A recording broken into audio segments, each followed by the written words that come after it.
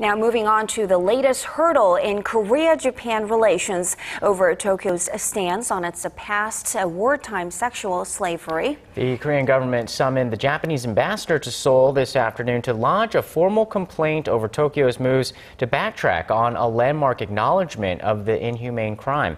Hwang Ji-hye tells us more.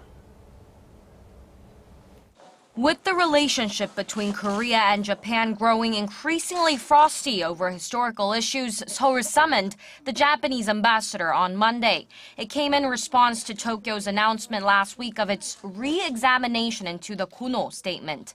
Cho Tae-yong, Korea's vice foreign minister, told Japanese envoy Koro Bessho it's a historical fact that women were forced into sexual slavery by the Japanese military during World War II, and the whole world recognizes it. The more the Abe administration attempts to dismiss the Koro statement, the more its credibility and international reputation will suffer. Japan will have to know that for sure. The Abe government, while upholding the statement, claimed that Seoul was in close consultation with Japan when the statement was being drawn up. The Koro statement was issued back in 1993 by then-Chief Cabinet Secretary Yohei Kono. It acknowledged for the first time the forced sexual enslavement of some 200,000 women.